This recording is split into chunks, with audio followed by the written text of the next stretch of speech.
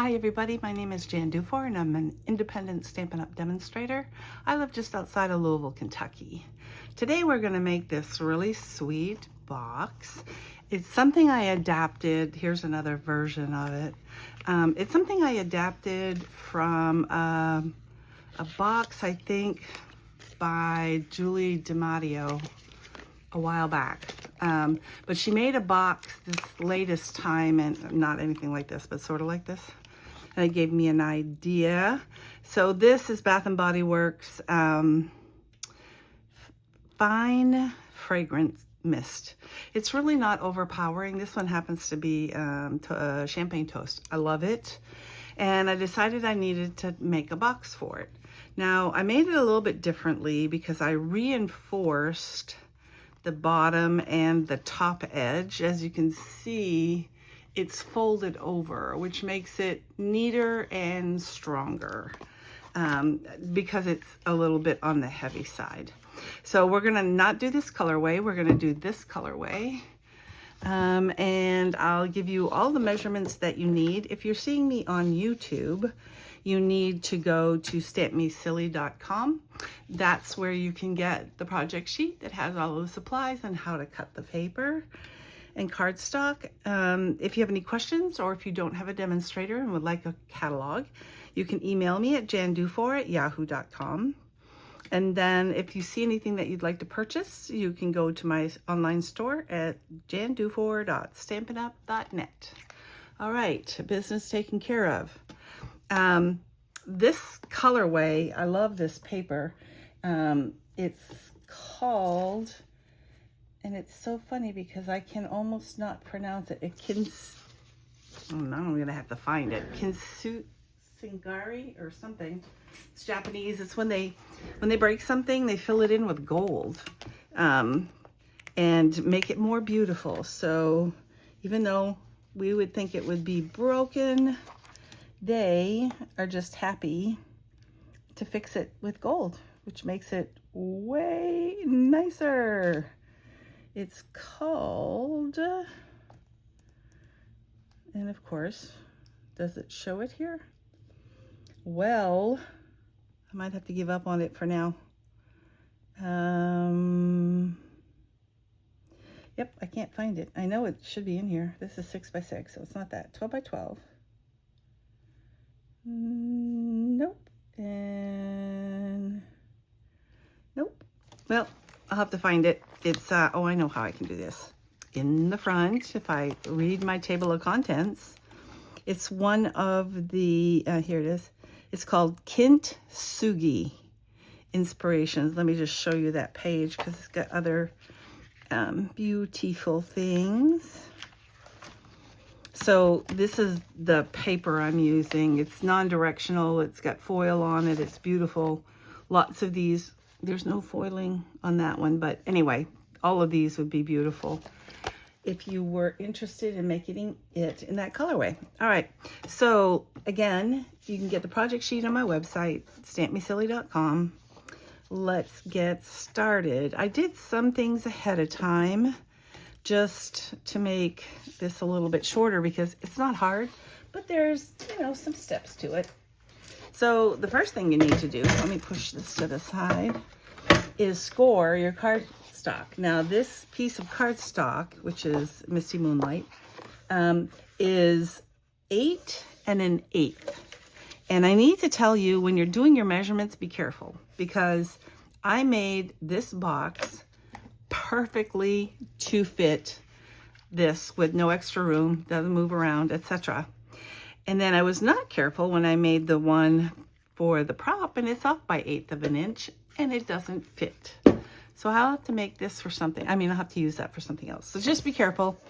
An 8 1/8, 8 1/8 is on your cutting board, probably 2 over from the 8. We don't do 16ths on this, so it goes to 8 1/4, so it would be the first tick mark on the scoring board. And then this way is 10 5/8, which is 1 tick mark past the half mark if you don't have 16ths. If you have 16ths, it's going to be 2 past there. All right, let us begin to score. This is where we have to be a little bit on the careful side. So along the 8 and an 1/8 side, score at 1, do I have to write in? Yeah, 1 and 5/8, which again is 1 past the halfway mark. And then, I make sure I'm looking at the right size, 3 1/4. Always make sure your paper's up in the corner. 3 1/4. 4 7/8. So 4, and it's the last tick mark if you only have 8s. Be one before the last if you have 16ths on your board, on your cutter or whatever you're using to score. And then 6 1/2. Make sure I'm on the right one. Yes, 6 1/2. All right, that's not that hard. You can rotate it however you want. It doesn't really matter at this point because this side and this side are the same. But we're going to make a difference here. So along the 10 5/8 side, you're going to score at 1 5/8, which was similar to the other one. 3 1/4, also the same as the other way, but here's where we make the difference. Now we go down to 8. And then 9 5/8, which is 1 tick mark past. And there you have the scoring. We're all done with that. So let me get this out of the way. Some of our tools are bigger than others. And then let me get the scoring tool. Or not, yeah. There we go. All right. So we're gonna fold and burnish all of the score marks.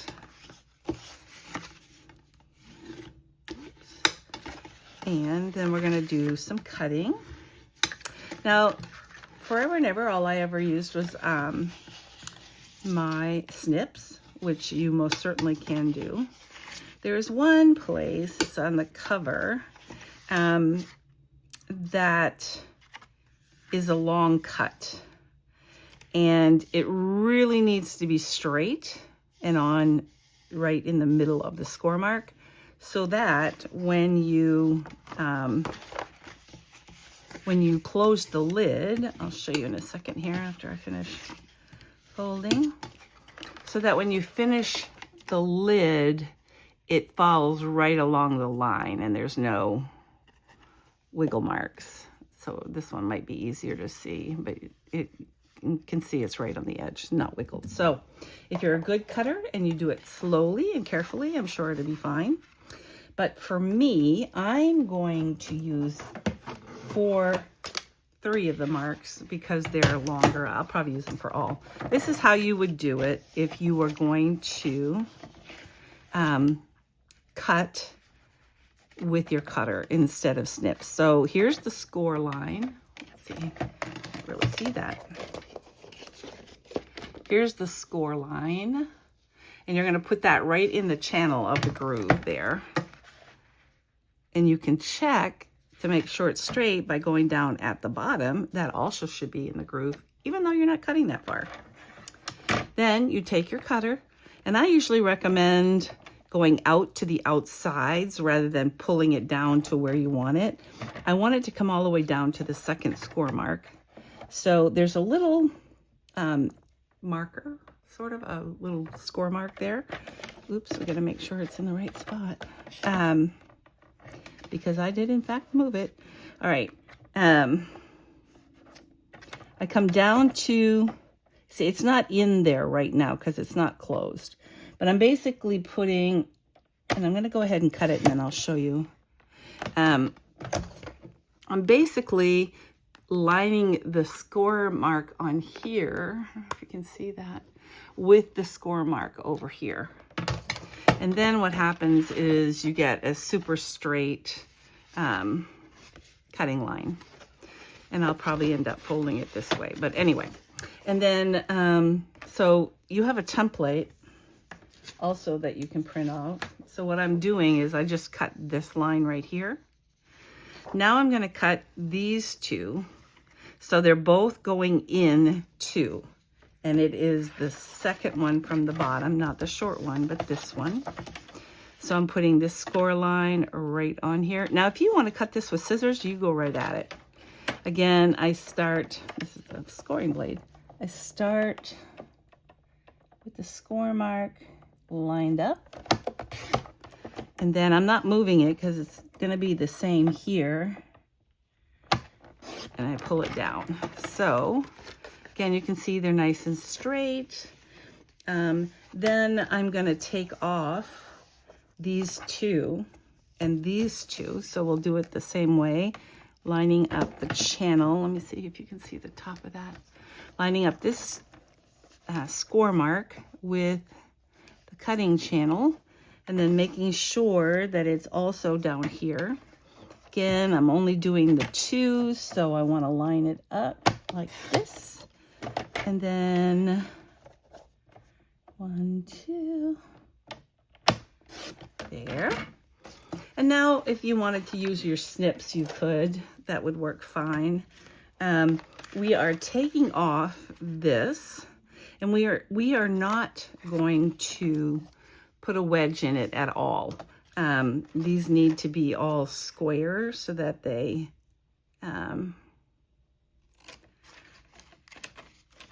oops, I left a little fuzz. Okay, so we've got that. Now on the template, I have a little piece of it cut off here.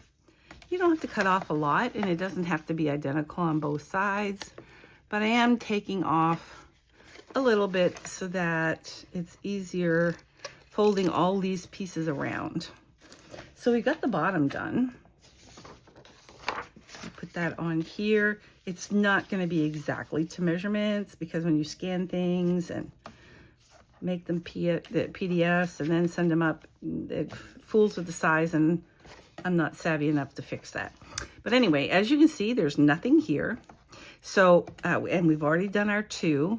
Now we have to go down here. Well, actually, we can go straight across first. So all of what's on, I'm going to fold this down because I don't want to cut that by accident. Right along the score mark, and in this case, it's coming straight down. So we're good with that. And oops, that's the top here. Let's bring it back in. And then in addition to that, I'm going to take this one out. Now, this one is small enough. I'm just going to go ahead. Is that right? Yes. Actually, hang on. This goes like this. It's this score line we have to cut on this side. And that's so we have it looking like that. And this is removed. So we'll do that. And again, it's only one length, which is easy enough on, and it's also at the bottom, so it's like not too serious. So we have all our things cut. And again, it's not exactly to measure, but if you were going to put this on there to check it, you would know whether or not you had done it right. So we're going to set this aside now. And I want to see which edge looks the cleanest. This one. So we're going to be folding it in, which is fine. We're going to ignore that. We're going to work on the bottom. Actually, before we even do that, let us put our pieces, our DSP, it's easier to do it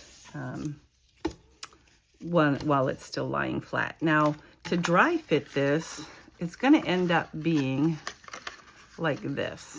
So the top is here. This piece is going to be the back, which means this one does not need one of the pieces because it's going to be under this one. So we'll go ahead. I love this paper. It's so pretty. And foil paper is my enemy, my downfall. I love foiled paper. I just think it looks so elegant. It's almost like you don't even have to do much to the card for it to look good. Of course, that's not true. We have to do something, but you know what I mean. It's pretty. I'm trying to do this quickly because I know this video is going to be long. That's okay because we're going to put glue down there anyway. Okay, and of course you're putting about 1/8 of an inch all around, and you want this to be somewhat straight. But it is each are on their own one side, so if it's a little off, it's not quite a disaster. Oops, let's see. There we go. Yeah, this needs to move over a little bit. Okay, and then this one. And this is the one that goes in the back. All right. So we've got that done now, and we'll put this on the top square.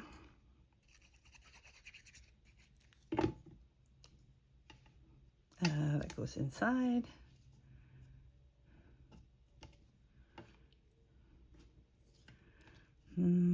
So pretty. I don't know if you've noticed, but we have some new online exclusives too, which means they're not in the catalog, so you might want to take a look-see. We're also going to corner these a little bit rounded. Stampin' Up! Doesn't sell a rounder anymore. This was an EK Success that I got off of Amazon. It comes with 2 different corners, and as you can see, it cuts out very little tiny pieces. I wanted it to be bigger. And then the other thing is very, very slimly take a little wedge out. I mean, it's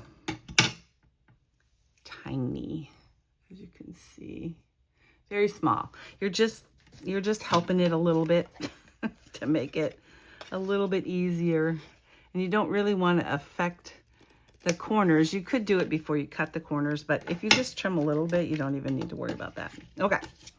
So now we're going to glue this down.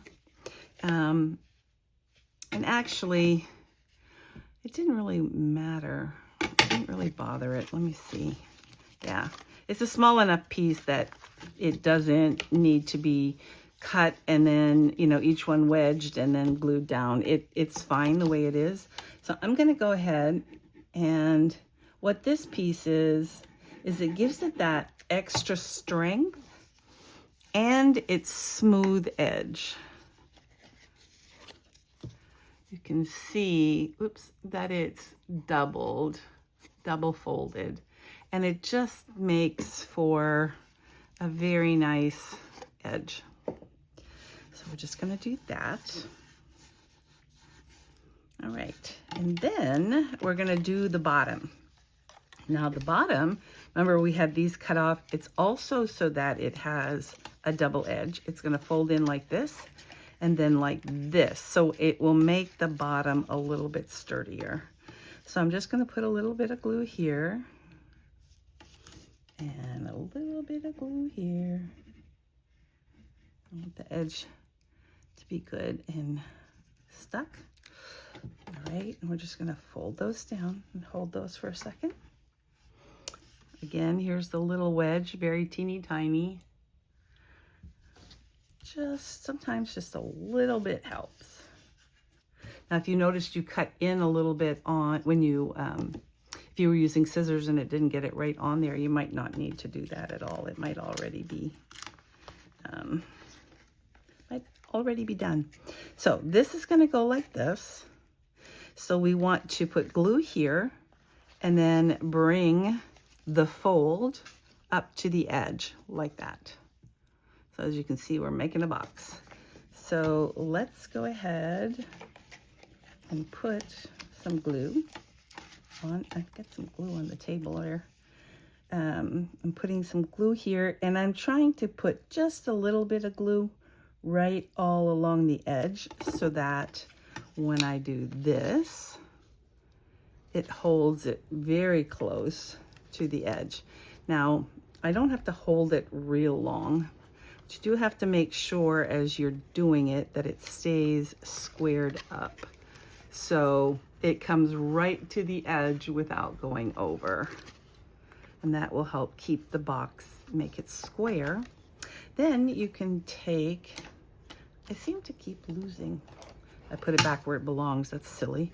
What I'm gonna do here is I'm just gonna press down on the inside, help distribute the glue. So it just makes it stay down really good. Then I'm gonna do the same thing on this side. I'm going to glue that to the edge. It's already got some glue on it, so I'm just gonna put it, and again, thin amount so it doesn't come squeezing all over the place, all along the edge and in the middle. And we're gonna put this edge on this edge, just like we did on the other side. And then you have time, because it's liquid glue, to make sure that it's squared up and right down to the bottom. I don't know where I got that stuff. Oh, right there, it's messy. All right, so I'm gonna give that a little press. Again, it's just kind of evens out. And then I am going to just spray this because I got some glue on it and it's being messy and sticking to my box. So let's get rid of that real quick. Oh, I even like the smell of that. This is our Stampin' Mist. It really does a good job and it smells delicious. Okay, so now we're going to be folding this up. We're going to be folding this down, and then we're going to be folding this down, and you have to square up these sections too, and there's like 2 of them. So first we're going to put glue on here because that's going to be glued anyway. Then we're going to glue this one next, but I want to be careful and not put glue everywhere because we don't want this part to have glue. So keeping this down, it'll give me an idea of where I'm just putting a little bit of glue. And if you want, let's just do one at a time. So we're going to bring this one around. It's a little bit shorter, and that's okay. I'm making it edge nicely with the edge of this. Hold that for a second. And then rather than go through trying to, put the edges down and stuff, I'm just going to go ahead and put glue all over this. And I will go to the edges with just a little bit of glue, not making it too gluey. And then of course we're going to fill in here. And then I can just pull this over and square it up, square it down here and up here. There is a little bit of glue coming out, and that's okay. I'm going to wipe it away for now, and then we'll check to see if it's sticky, because I have a solution for that. And then because this is flat on one side, this is the back, I'm going to go ahead and put this in here and kind of press it down. You can also use your bone folder to go all the way down. Again, you're just making sure that this is stuck real well. All right, and then you can see that it closes. Whoops, it closes right up, and it's nice and square on the edge. There isn't anything in there, so it's kind of collapsing, but you can see that it works real well. So then we're going to put the sentiment. I debated on how to put something on here. It's fairly narrow, and I just didn't like that look. And then this one, I did use, a different color, same as this, but this is a little bit dark for the words to show up, so I didn't want to do that. So then I just decided, these 2 shapes are fine together. So what I used was the 3rd circle in Stylish Shapes. And then I used the 2nd one in Nested Essential Dies. So I did it ahead of time. This one I'm going to go ahead and just glue down.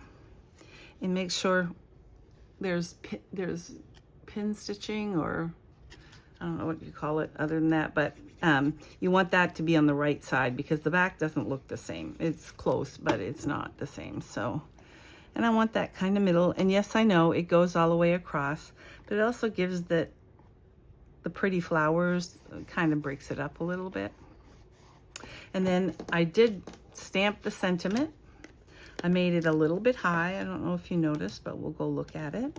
And that's because I wanted to put a gem on it underneath.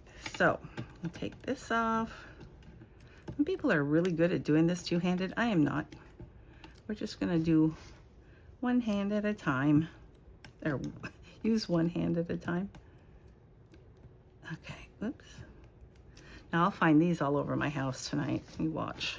At least now my husband knows what they are. He was confused for a while. Okay, so I'm just gonna center this. So left to right center, and you can put it down, and as long as you don't press it, you're fine. So I'm moving it so I can make sure it's pretty much in the center. And then I'm gonna press. And then of course, we're gonna top it off with a gem. This one's Oral Rounds Assortment. Now on this one, I put the gold, and it's okay. But I think on this one, I'm gonna put the blue. I'll take a pick tool. I'll use the little one, and I'll put it right there. And then I have another one of these somewhere. Well, I do, but here's the test. Does it fit in there? Unlike the other one, bingo. So if you're careful and use the right measurements, look how pretty that is. And it's got the gold shine. What a nice gift. And you could cut and score them all ahead of time and just not glue them together if you wanted to do some early Christmas type thing. Actually, I think I will leave it in there. And then the colorway I put on the handout, because it really doesn't matter which DSP you use what you got. Don't need very much, but there you have it. If you have any questions, go ahead and either leave a comment below and I'll respond to that, or send me an email if you have like a lot of questions. I'd appreciate it if you would leave a comment down below. At least give me a thumbs up, and even better, subscribe.